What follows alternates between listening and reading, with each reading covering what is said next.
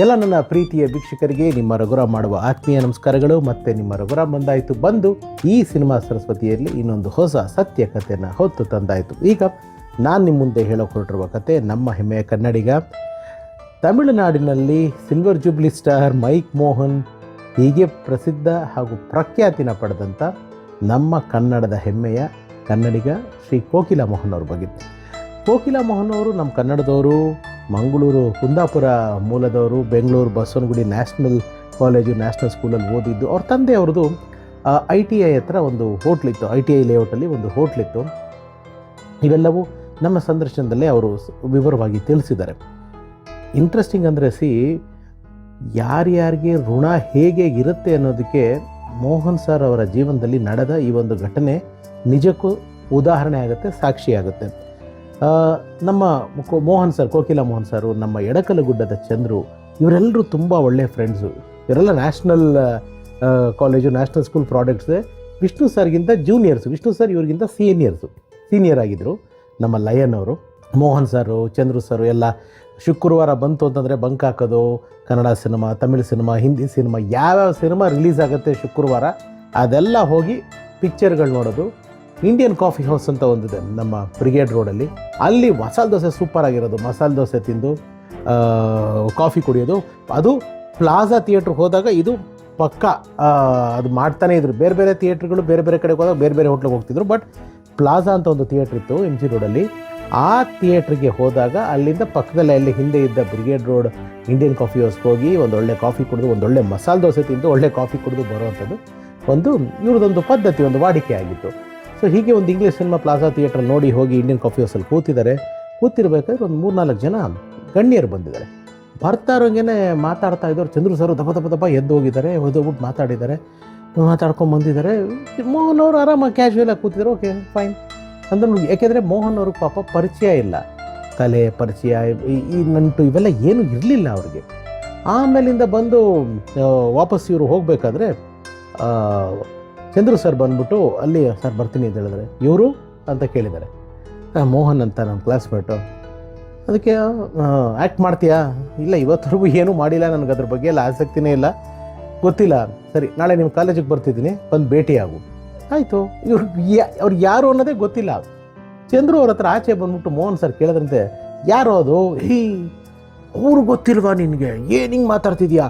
ಅವ್ರು ಗೊತ್ತಿಲ್ವಾ ನಿನಗೆ? ಇಲ್ಲಪ್ಪ, ನನಗೆ ಗೊತ್ತಿಲ್ಲ, ಯಾರು ಅಂತ ಕೇಳ್ತಾ ಇದ್ದೀನಿ, ಯಾರು ಹೇಳು, ಅದಕ್ಕೆ ಯಾಕೆ ನೀನು ಇಷ್ಟು ಇದಾಗ್ತಿದ್ಯಾ? ಅವ್ರು ಕಣೋ BV ಕಾರಂತರು. ಓ, BV ಕಾರಂತರು ಮೇಷ್ಟ್ರು ಅಂತ ಏನು ಎಲ್ಲರೂ ನಾವು ಭಕ್ತಿಯಿಂದ ರಂಗಭೂಮಿಯ ಪಿತಾಮಹ ಅಂತ ಕರಿತಿದ್ವಿ. ಅವರು ಮಾತಾಡೋರು ಹಿಂಗೆ ಹೇಳಿದ್ದಾರೆ ಅಂದರೆ ಅದೃಷ್ಟ. ಜೊತೆ YNK ಅವ್ರು ಕೂಡ ಇದ್ದಾರಂತೆ. ನಾಳೆ ನಿನ್ನ ಕಾಲೇಜಲ್ಲಿ ನಿಂಗೆ ಸಿಗ್ತಾರಲ್ಲ, ನೀನು ನೋಡು, ನೀನು ತುಂಬ ದೊಡ್ಡ ಅಚೀವರು ಅಂತೆಲ್ಲ ಚಂದ್ರು ಸರ್ ಹೀಗೆ ತುಂಬ ಎಕ್ಸೈಟ್ಮೆಂಟಾಗಿ ಮಾತಾಡಿದ್ರು. ಚಂದ್ರು ಸರ್ಗೆ ಹೆಂಗೆ ಅಂತಂದರೆ, ಅವರು ನಮ್ಮ ಮಕ್ಕಳು ಸಿನಿಮಾದಲ್ಲಿ ಆಲ್ರೆಡಿ ಅಭಿನಯಿಸಿದರು. ಸೊ ಅವ್ರಿಗೆ ಈ ಕಲೆ, ಸಿನಿಮಾ ಇದರದೆಲ್ಲ ಪರಿಚಯ ಆಯಿತು. ಮೋಹನ್ ಅವರು ಪಾಪ ವೆರಿ ಆರ್ಗ್ಯಾನಿಕ್, ಅವ್ರಿಗೆ ಏನೂ ಗೊತ್ತಿಲ್ಲ. ಸರಿ, ನೆಕ್ಸ್ಟ್ ಡೇ ಕಾಲೇಜಿಗೆ ಬಂದಾಗ ಅಲ್ಲಿ ಎಲ್ಲ ಕೆಲವು ಗುಂಪುಗಳನ್ನ ಅಲ್ಲಿ ಒಂದು ಕಲ್ಚರಲ್ ಪ್ರೋಗ್ರಾಮ್ಗೆ ಆಯ್ಕೆ ಮಾಡ್ತಾಯಿದ್ರಂತೆ. ಆ ಆಯ್ಕೆ ಮಾಡೋವಂಥ ಒಂದು ಸಂದರ್ಭದಲ್ಲಿ ಮೋಹನ್ ಅವ್ರನ್ನ ನೋಡಿ ನನಗೆ ಸಿಕ್ಕಿದ್ರೆ, ನೀನು ಇದರಲ್ಲಿ ಈ ಪಾತ್ರ ಮಾಡೋದು. ಇಲ್ಲ, ನನಗೆ ಏನೂ ಬರೋದಿಲ್ಲ, ನಾನು ಏನಂತ ಮಾಡಲಿ? ಇಲ್ಲ, ನೀವು ಮಾಡ್ತೀರಾ, ಮಾಡಿ, ನೀವು ಯಾಕೆ ತಲೆ ಕೆಡಿಸ್ಕೊತೀರ, ನಿಮ್ಮ ಕೈನಲ್ಲಿ ಆಗುತ್ತೆ, ನೀವು ಮಾಡಿ ಅಂತ ಹೇಳಿ ಹುರಿದುಂಬಿಸಿ ಅವ್ರನ್ನ ಮೊದಲನೇ ಬಾರಿಗೆ ಒಂದು ಸ್ಟೇಜ್ ಮೇಲೆ ಅಥವಾ ಒಂದು ಈ ಲೈಟು, ಈ ಬಣ್ಣ, ಇಲ್ಲಿ ಮೋಹನ್ ಸರ್ ನಿಂತಿದ್ದು BV ಕಾರಂತರವರ ಒಂದು ಆಶೀರ್ವಾದದ ಮೂಲಕ, BV ಕಾರಂತರವರ ಒಂದು ಪ್ರತಿಭೆಯ ಗುರುತುವಿಕೆಯ ಮೂಲಕ ಅಲ್ಲಿಂದ ಪ್ರಾರಂಭ ಆಯಿತು. ಅದಾದಮೇಲೆ ಸಾಕಷ್ಟು ಸಿನಿಮಾಗಳು, ಸಾಕಷ್ಟು ದಾಖಲೆಗಳು. ಇವತ್ತಿಗೂ ಸ್ನೇಹಿತರೆ, ಇವತ್ತು ಇಂಡಸ್ಟ್ರಿ ಇಷ್ಟು ಬೆಳೆದಿದೆ, ಇಂಡಸ್ಟ್ರಿ ಇಷ್ಟು ದೊಡ್ಡದಾಗಿದೆ. ಇಂಡಸ್ಟ್ರಿನಲ್ಲಿ 100 crores club, 500 crores club, 1000 crores club ಅಂತೆಲ್ಲ ಹೇಳ್ತಾರೆ. ಆದರೆ ಯಾವುದೇ ಇಡೀ ಭಾರತೀಯ ಚಿತ್ರರಂಗದಲ್ಲೇ ನಮ್ಮ ಕನ್ನಡಿಗ ಕೋಕಿಲ ಮೋಹನ್ ಅವರ ದಾಖಲೆಯನ್ನು ಮುರಿದಿಯುವಂಥ ಒಂದು ಸಿನಿಮಾ ಇಲ್ಲಿವರೆಗೂ ಬಂದಿಲ್ಲ. ಆ ದಾಖಲೆ ಏನು ಗೊತ್ತಾ? ತಮಿಳುನಾಡಿನ ಒಂದು ದೊಡ್ಡ ಚಿತ್ರಗಳನ್ನ ರಿಲೀಸ್ ಮಾಡುವಂಥ ಒಂದು ವಾಡಿಕೆ, ಅದು ದೀಪಾವಳಿಗೆ, ಪೊಂಗಲ್ಗೆ. ಸೊ ಒಂದು ದೀಪಾವಳಿ ಹಬ್ಬಕ್ಕೋ, ಒಂದು ಪೊಂಗಲ್ ಹಬ್ಬಕ್ಕೋ, ಸಂಕ್ರಾಂತಿ ಹಬ್ಬಕ್ಕೋ Kamal Haasan sir cinema, Rajinikanth sir cinema, Vijayakanth sir cinema, ಜೊತೆಗೆ ಮೋಹನ್ ಸರ್ದೇ 4 ಸಿನಿಮಾಗಳು ಬಿಡುಗಡೆ ಆಗಿದೆ.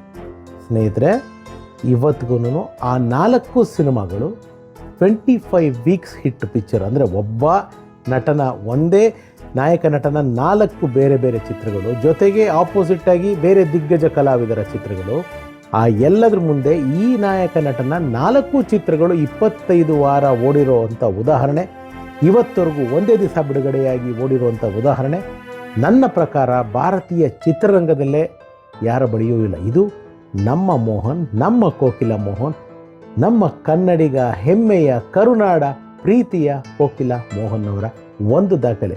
ಈ ರೀತಿ ಸಾಕಷ್ಟು ದಾಖಲೆಗಳಿದೆ. ಮುಂದಿನ ದಿನಗಳಲ್ಲಿ ಒಂದೊಂದಾಗಿ ನಾನು ಇದನ್ನು ಹೇಳ್ತಾ ಹೋಗ್ತೀನಿ ತಿಳಿಸ್ತಾ, ಈ ಕತೆ ನಿಮ್ಮೊಂದಿಗೆ ಹಂಚಿಕೊಳ್ಬೇಕು ಅನ್ನಿಸ್ತು, ಹಾಗಾಗಿ ಇದನ್ನು ಹೇಳಿದೆ. ಇದು ನಿಮಗೆ ಖುಷಿ ಕೊಟ್ಟಿದ್ರೆ ನಮ್ಮ ಶ್ರಮ ಸಾರ್ಥಕ ಅಂತ ತಿಳಿಸ್ತಾ, ಮತ್ತೆ ಮುಂದಿನ ಸಿನಿಮಾ ಸರಸ್ವತಿಯಲ್ಲಿ ಇನ್ನೊಂದು ಹೊಸ ಸತ್ಯ ಕಥೆಯನ್ನು ಹೊತ್ತು ಬರ್ತೀನಿ. ಅಲ್ಲಿವರೆಗೂ ಎಲ್ರಿಗೂ ನನ್ನ ನಮಸ್ಕಾರ. ನಾನು ನಿಮ್ಮ ರಘುರಾಮ್. ಸರ್ವೇ ಜನ ಸುಖಿನೋ ಭವಂತು. Love you all.